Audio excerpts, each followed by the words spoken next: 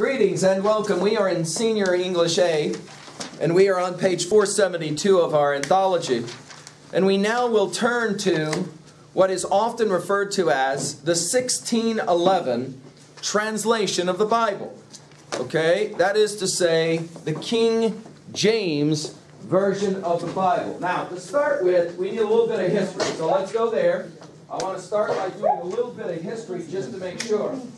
Jot down what you know about King James. All right? Jot down what you know about King James. I'll give you a hint.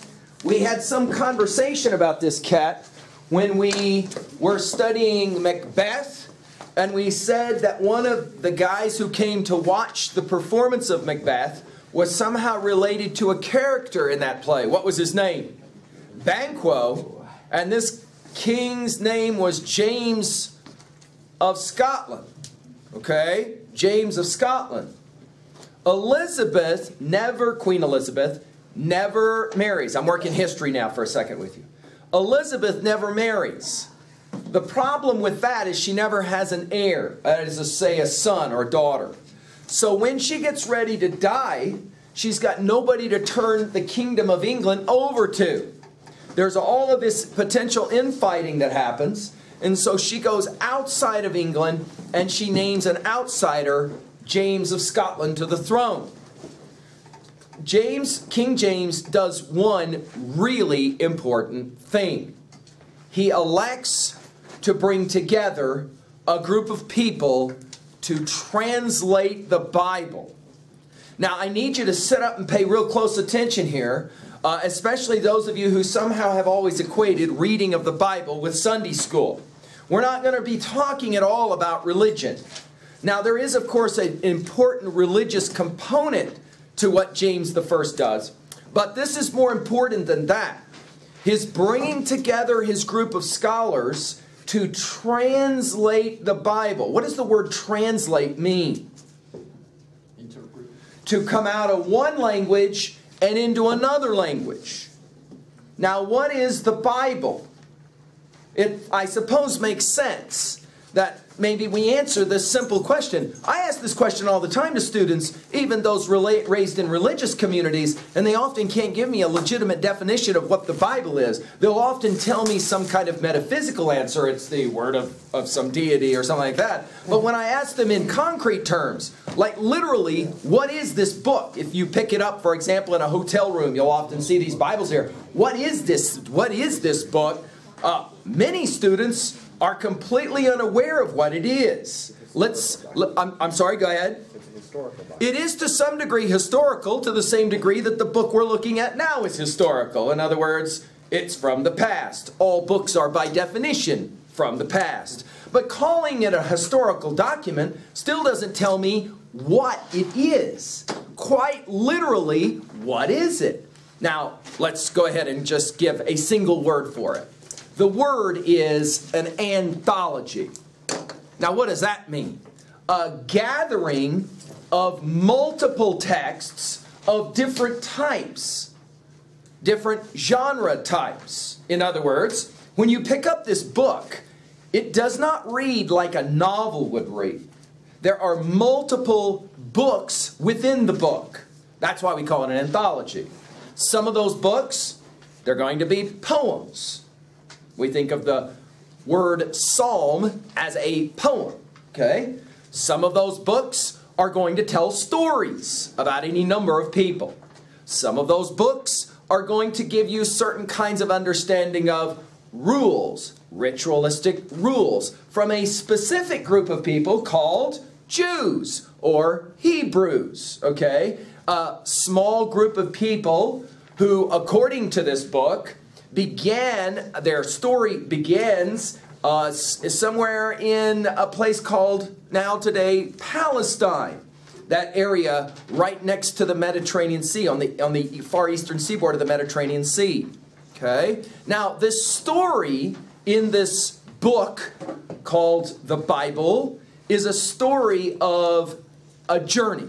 Now, I'm going to be on the whiteboard, so you'll want to turn so you can watch this. Because if you don't understand this, dude, when you pick up this book, it makes virtually no sense at all. It's very difficult to make much sense of this book without having some sense of background. Now, please, again, as I've often said before, I am not the artist in the family, okay? So please forgive my cartography creations, my maps, and the like. Now, watch this. If we allow for that right there to reference the Mediterranean Sea, in other words, this is that area that today we call Palestine, okay? Down here, down below, this being the Nile River, this is the area we call Egypt, okay, today, right? All the way out here, I'm going to allow for these two little lines to reference two famous rivers, the Tigris and the Euphrates River. This area we call today Baghdad, okay? And of course Iraq, right? Okay, we're familiar with this by virtue of our contests of arms over in that region, right? Okay. The story of the Bible is a story of a man named Abraham. You want to write that name down. That's a big dog name, okay? Now this cat named Abraham, watch my whiteboard, this cat named Abraham starts in present-day Baghdad. Okay, you got me? By the way, I should point out, watch my whiteboard. Are you ready for this? This area right here is some of the worst desert in the world.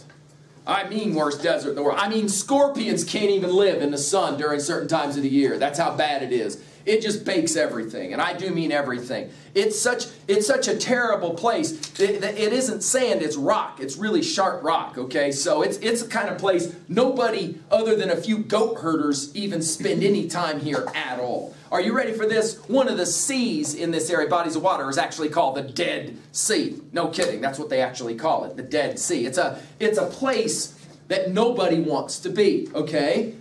Abraham is living, though, because of the Tigris and Euphrates, in a place that's quite lush. They grow a lot of stuff in this area called Babylon, okay? He will leave.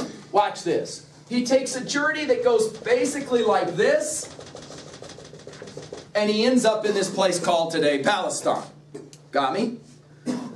He's there for a while, through a series of events. He has children, they have children, etc., etc.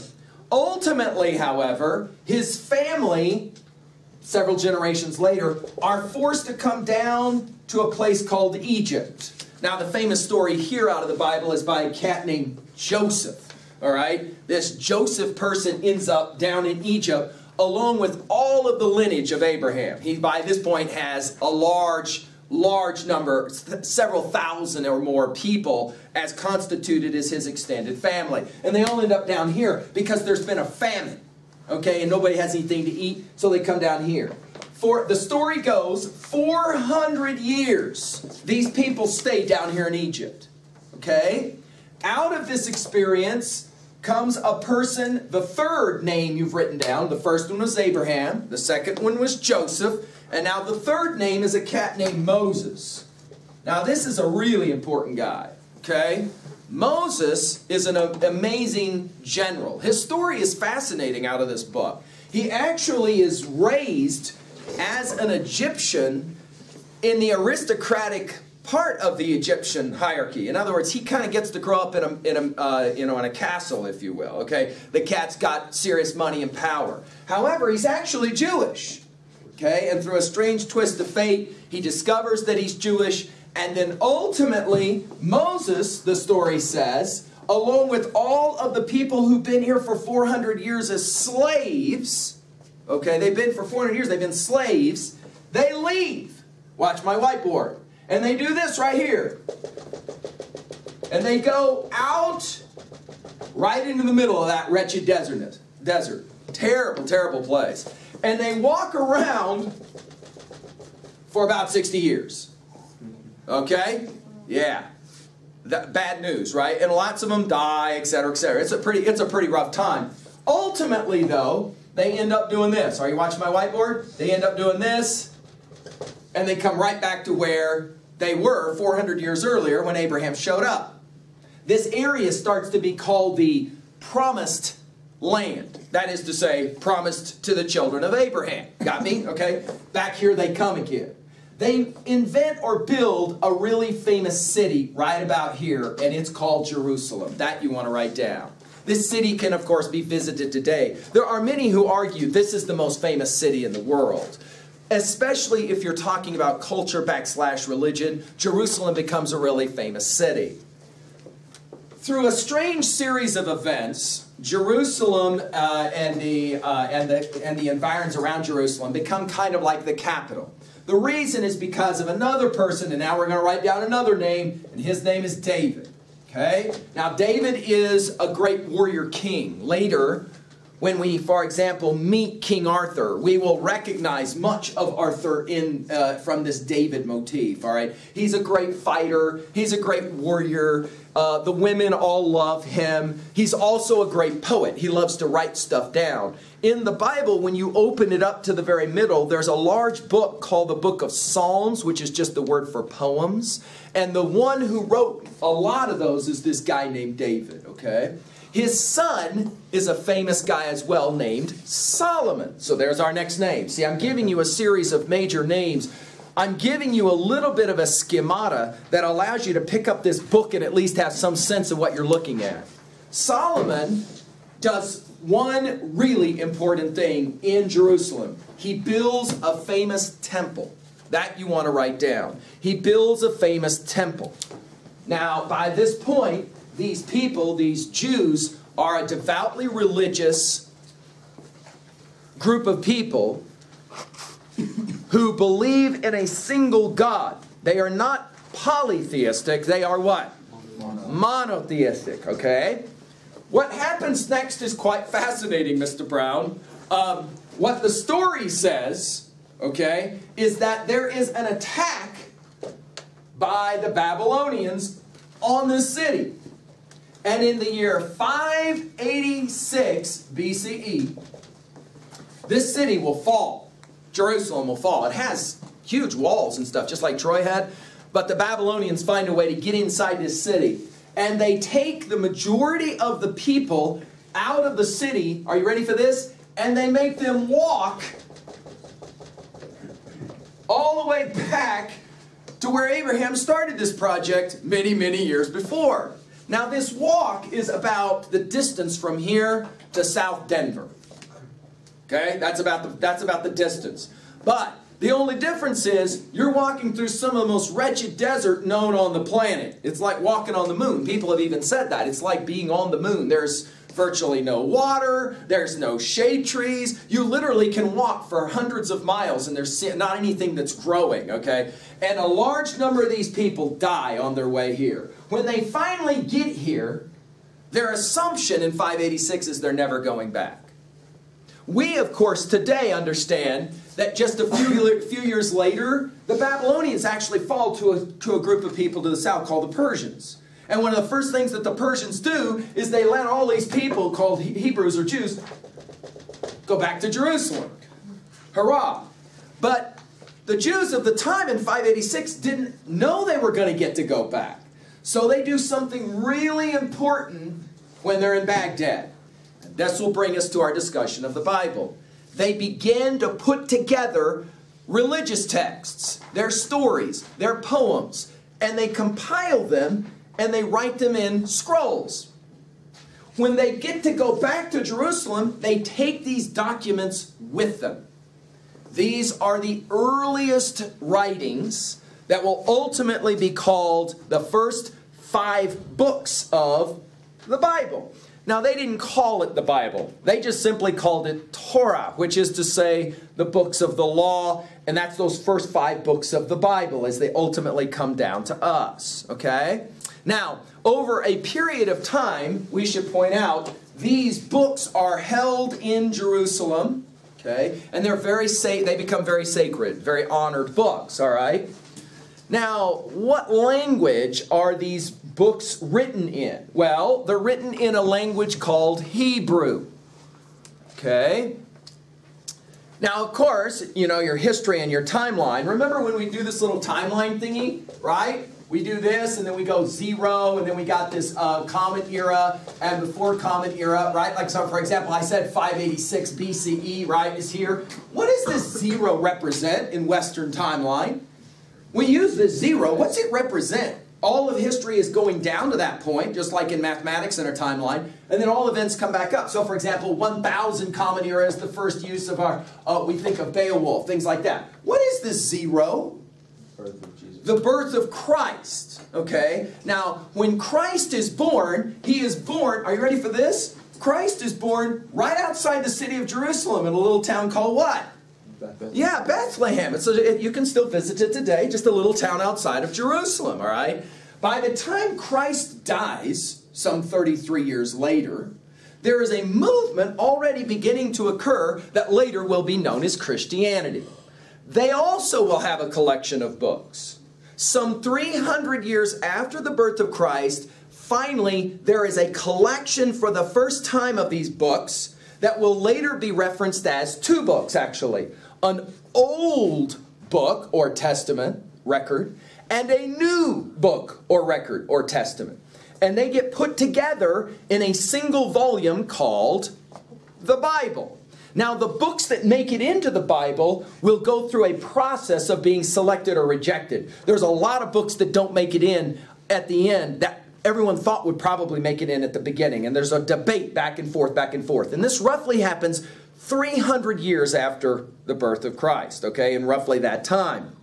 By 1611, now we're ready to go to work, right? By 1611, King James decides he wants to translate the Bible into English. And we will argue, now, let's put it in your notes. This is a really important single moment in the history of the English language. Really important. How come? Well, because it allowed for English to in some ways be standardized. That's an important word. You want to write it down. Standardized.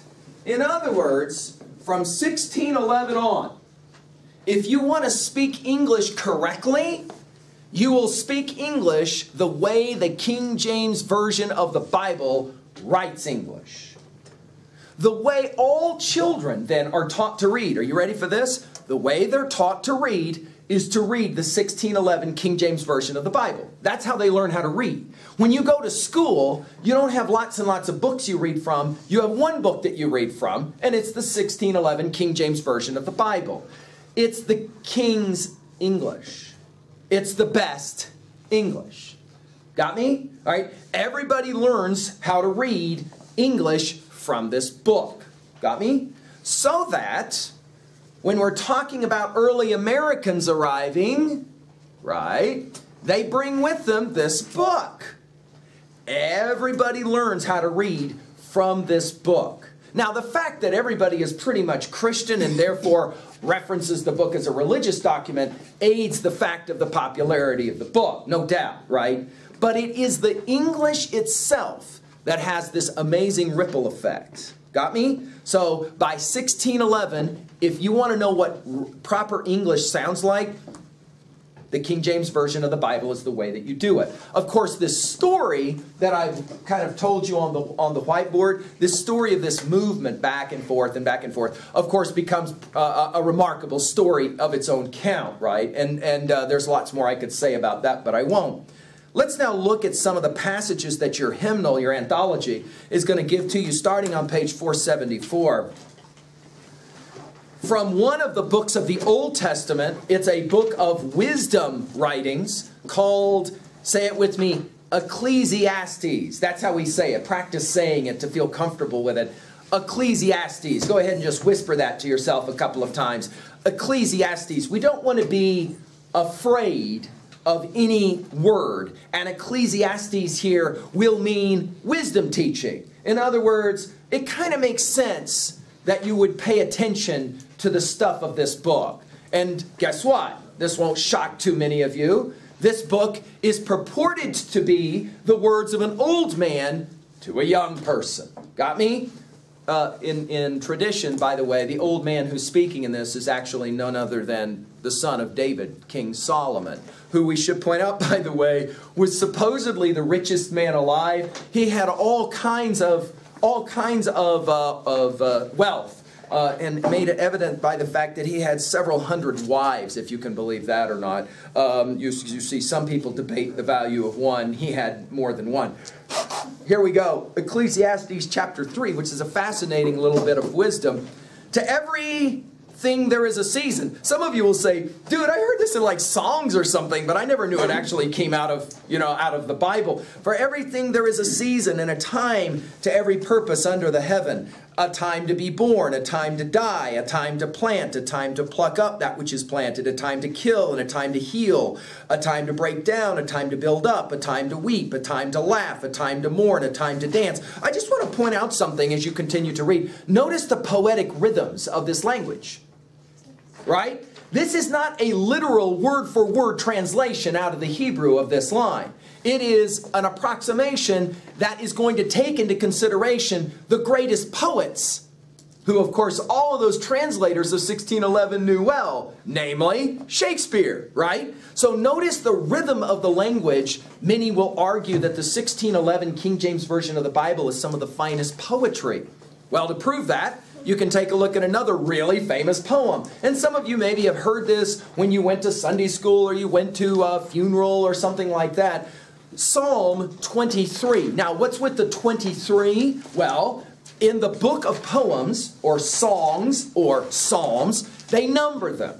And we call them chapters or numbers of songs. And so at number 23 will lie this one. By the way, I should point out, these people on my whiteboard here, these people right here, they followed Abraham's lead, who took care of sheep. That's how he had all of his wealth. He raised sheep. So it would only make sense that maybe a word picture is played off in this one will make some sense. If you have sheep, because they are bloody stupid animals, aren't they? You got to have somebody to take care of the sheep. We call him a shepherd, right? The Lord is my shepherd, I shall not want. Want here meaning desire. He maketh me to lie down in green pastures. He leadeth me beside still waters. He restoreth my soul. Now, some of you maybe are saying, dude, what's up with the TH at the end of all those words? He leadeth, he restoreth. What's up with the th sounds, TH sounds? And the answer, of course, is here, again, our 1611 translators are writing poetry. They were acutely aware that they were creating poetry that would be not only read, but yes, of course, memorized, right? So, for example, are you ready for this? The young Abraham Lincoln is homeschooled. He was too poor and he lived out in the woods. He never went to real school. And then, because they were so poor, for example, he didn't have shoes for much of his young life. They had virtually no books in their house. This unbelievably brilliant man who would become one of the greatest orators in the history of speaking, he actually grew up with what book in his house? Well, everybody had the 1611 King James Version of the Bible, okay? And so that's the one he grew up with, memorizing huge numbers of these psalms, saying later he would learn the cadence of language. He would learn how to speak. If we look back, for example, at the Gettysburg Address, 77 years ago, our fathers brought forth upon this continent a new nation conceived in liberty and dedicated to the proposition that all men are created equal. That cadence of language, that poetry, he always said, came from memorizing psalms like this one. Yea, though I walk through the valley of the shadow of death, I will fear no evil, for thou art with me. Dude, what's up with the thou and the thy?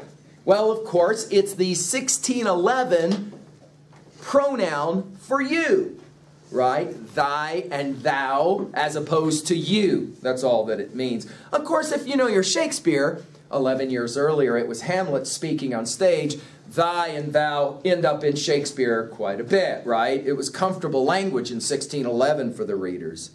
Thou preparest the table before me in the presence of mine enemies. Thou anointest my head with oil, my cup runneth over. Surely goodness and mercy shall follow me all the days of my life, and I will dwell in the house of the Lord forever. Well, notice the irony of the last line, Mr. Nelson. I will dwell in the what? Watch my whiteboard as I point and tell me the irony of this. I will dwell in the what?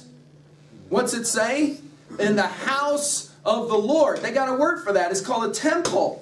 This 23rd Psalm is written sometime here before 586, but it's compiled here far, far away from this house of the Lord. How are you going to dwell in a house when you live far, far away from it? You can kind of see the picture here, right? This is obviously a very hopeful poem about what the future might look like.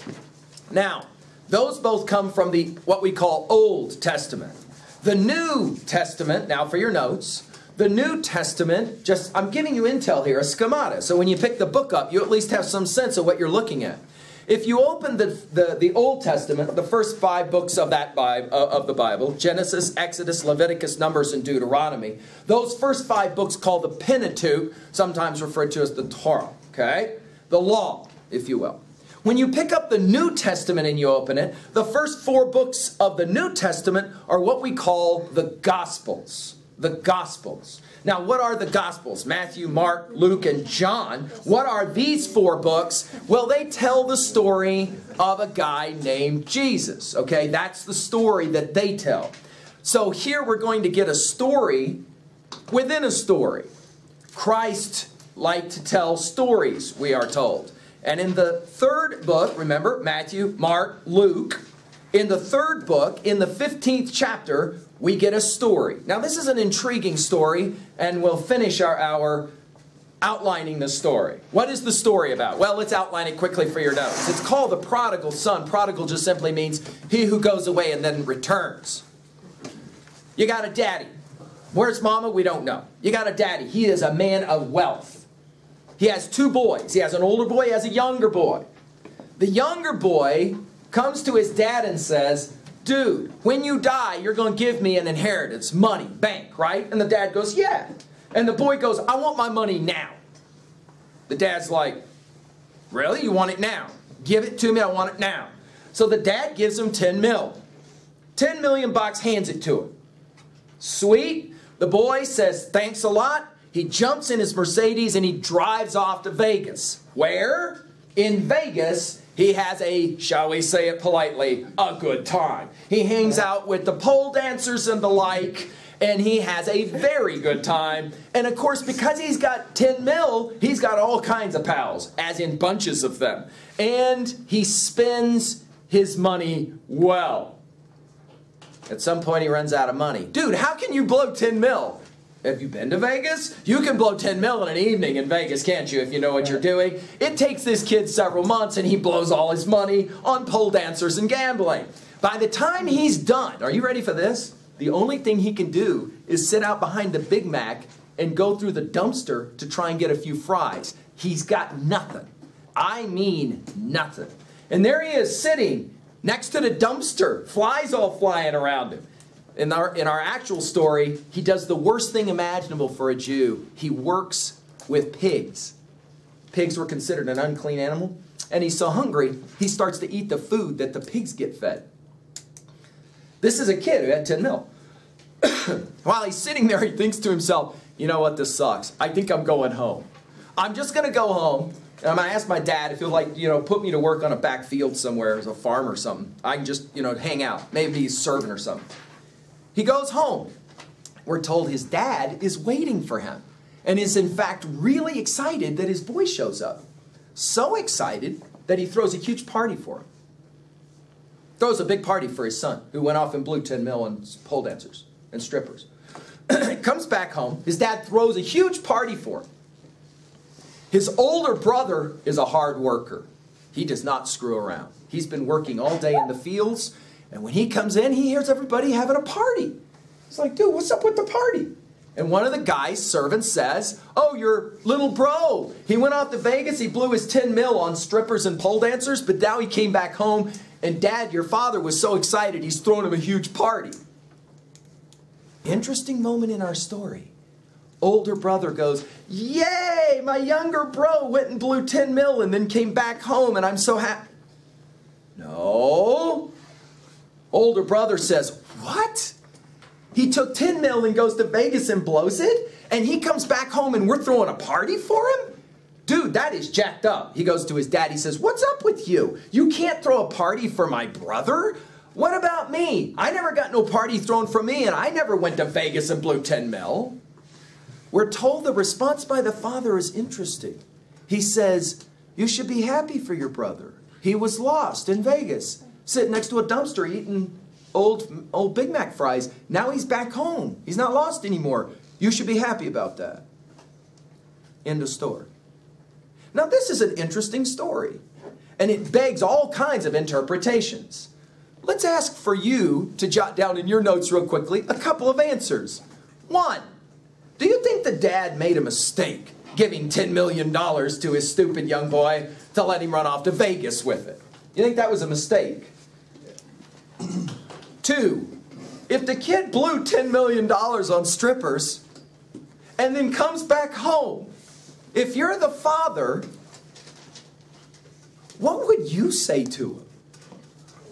What would be your view of he went off to Vegas and blew 10 mil and came back home? Would you throw a party for him? Would you say, yay, you're back? Or would you rather say, 10 mil is 10 mil. You made your bed, you lie in it. Number three, what's up with the older brother? Can you identify in any way with the older brother? So for example, there you are in the back parking lot and one of your colleagues comes pulling in with a brand new pickup truck. Are you inclined to go, oh, that is so great. He lives in a house where they got wealth and they can buy him a pickup truck. That is so awesome. I'm so happy for... Or are you more inclined to say, dude, I'm keying that before the end of the day, scumbag. Why does he get to grow up in a house that has money? Now, question. Why is it that we have a tendency sometimes to be jealous of people who have things we don't have? Now, I'll ask a fourth question. Do you think the older brother has a beef? Do you think he has any beef? Do you think he has any right to say, seriously? I'm the one that takes my job seriously? I didn't go down to Vegas and blow 10 mil on strippers, and now all of a sudden he's getting a party? What is up with? Do you think the older brother has any reason to be just a little bit torqued off? Jealous. He's not jealous. He's not jealous, he's angry. Yeah, he's like, dude, I've been overlooked or something. Question 5. This is the more intriguing one. What is a story like this supposed to mean? Because I should point out, when the story is told, we are told that the people who heard the story, they don't get it. It doesn't make sense to them on some count. What is a story like this supposed to mean? Well, this is obviously going to be a question that has far-reaching implications, depending upon your own kind of views and proclivities. As we finish, it is an intriguing question to ask, though. As a parent someday, will you be inclined to give your kids stuff? Or will you be inclined to say, nope, you get what you work for? Now, what about, Mr. Brown, if you have money? Let's say, for example, that you are privileged enough to have millions. And your sophomore daughter comes to you and says, I want a new car. I want a Lexus. And she says, I know you can buy it. I know you got the money to buy it. Question, you do have the money to buy it. Do you buy it for her? Or are you inclined to say, no, I had to drive a piece of garbage when I was in high school.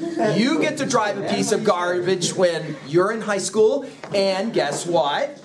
If you want a nicer car, you can go buy it yourself. How many of you are going to buy the car for? How many of you are just going to buy it for? What? You guys are harsh. Mr. Nelson, you are not going to get your child a new car if you can afford it. Do you see what I drive right now? Why? What about if your daughter looks at you with those big brown eyes and tears and says, you clearly don't love me? Dude, I was so bad. I'd be like, no, I love it. That's why I'm doing this. That's my dad's excuse for everything. You're saying driving around